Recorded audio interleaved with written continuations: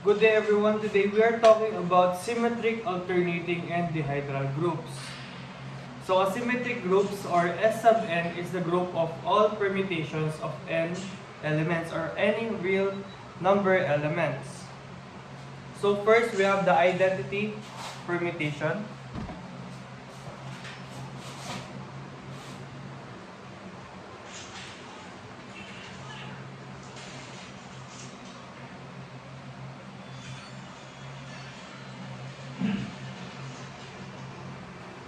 Here in identity permutation, leave all elements in their original positions.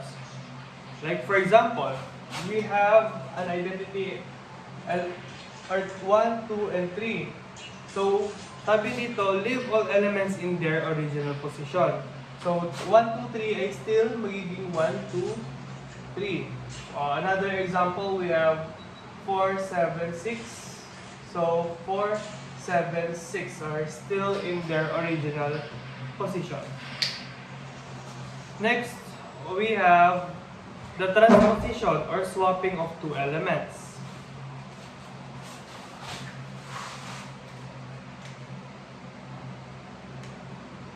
Transposition. Nakikinig ka, class. So, yung transposition, sabi nga po dito, swapping of two elements. For example, we have the element or the natural number which is 1, 2, and 3. Transposition, sabi po doon, uulitin, swapping of two elements. So, pwedeng maging 1, 1, 3, 2, 3, 2, 1, or 3, 1, 2. Swapping of two elements. Another example, we have 7, 8, 9. Pwede maging 7, 9, 8. 9, 7, 8. Or 8, 7, 9. Or mas marami pang iba. That is a lot of examples of transposition. Next.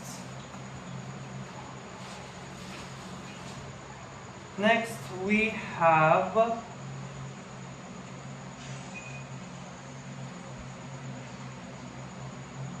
I will give another example or a brief kimpamparas of transposition or swapping of two elements.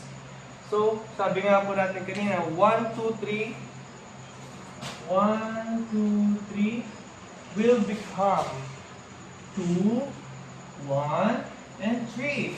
So 1 becomes 2, 2 becomes 1, and 3 becomes 3. Or swapping of only two positions.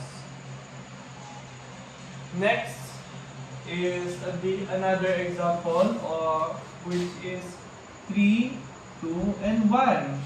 What did we swap? We only swap 3 and 1. So 1 becomes 3, 2 still becomes 2, and 3 becomes 1. So we swap 3 and 2. Another example is 1, 2, 3 will become 1, 3, 2. 1, 3, 2. We swap number 2 and 3. So 1 still remains the same. 2 becomes 3, and 3 becomes 2. We swap 2 and 3. Next, we have the 3 cycles, or that involves all 3 elements rotating, or pagkabali-baliktad po ng tatlong numbers instead of 2 numbers. Here in rotating,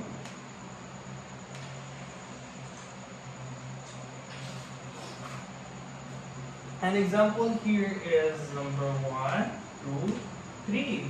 It will become 3 at 2,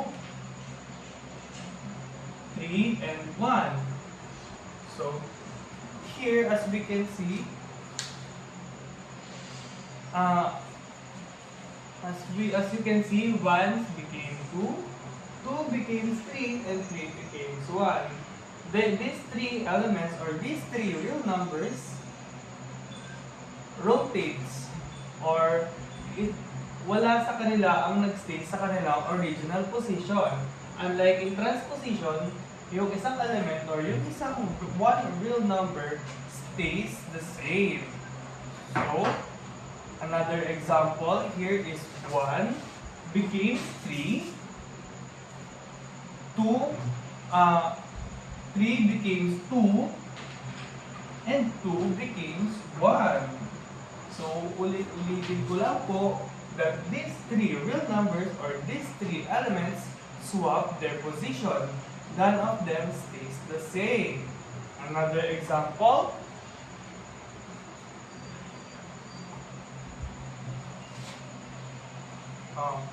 Next, we have the computation. Starts with number 1. Have the computation. Computation.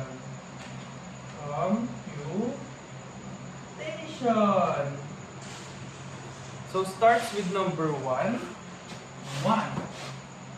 1 became 3 under 1 3.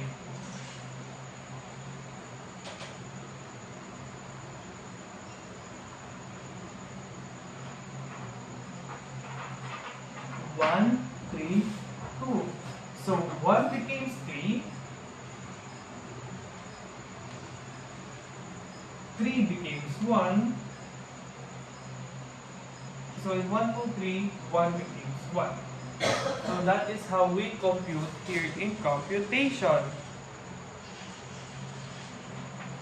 Next, two-line notation. So here in two-line notations, I will, put it here in the screen. 1, 2, 3. That is a two-line notation. Next, here in alternating groups.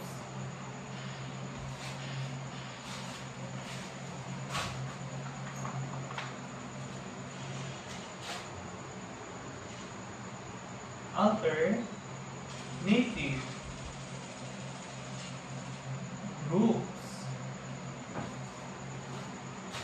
So here in alternating groups, an alternating group or A sub n contains only even permutations from S sub n. Even permutations can be written as a product of an even numbers of transposition. So here in computation,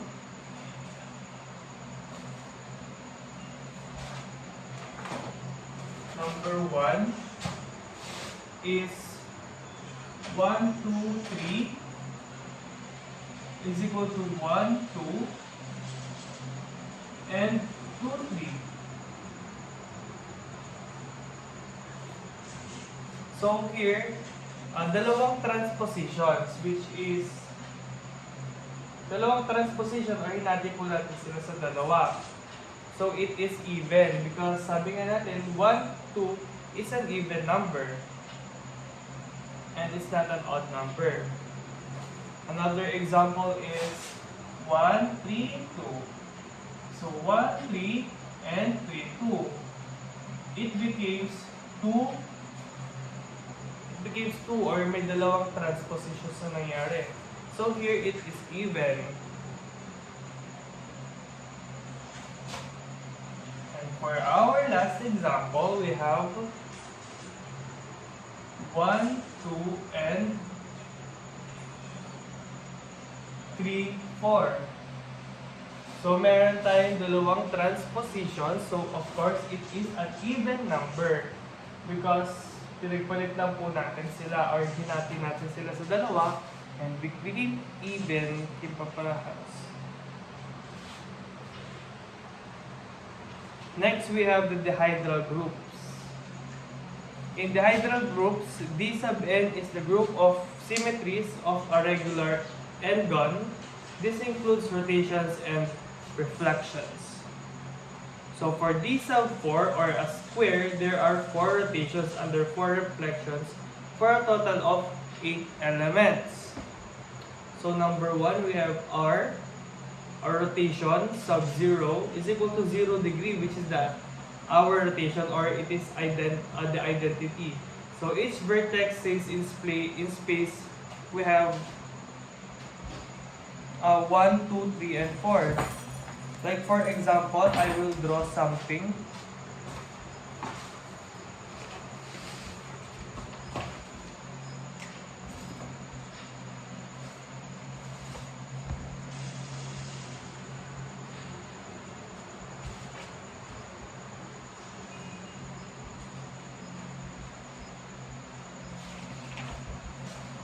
So here we have a square.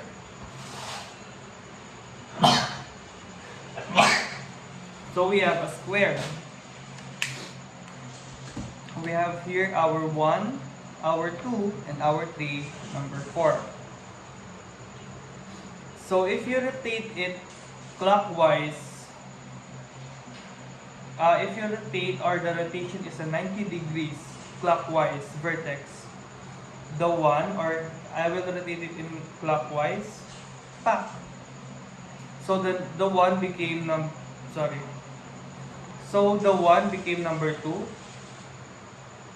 the 3 became number 3, and the 4 became number 4. So naging 1, 2, 3, 4. Rotate it 100 degrees, vertical opposite side swap. So naging 1, 3, and 2, 4 siya. As you can see. So F1, or we have the reflection. F sub 1 is equal to reflection over vertical axis. So 1 became 2, 3 became 4. So pag ganyan mo yan, yung reflection po niya is pak! Ganun lang. Ganun lang po siya. Thank you for viewing my film.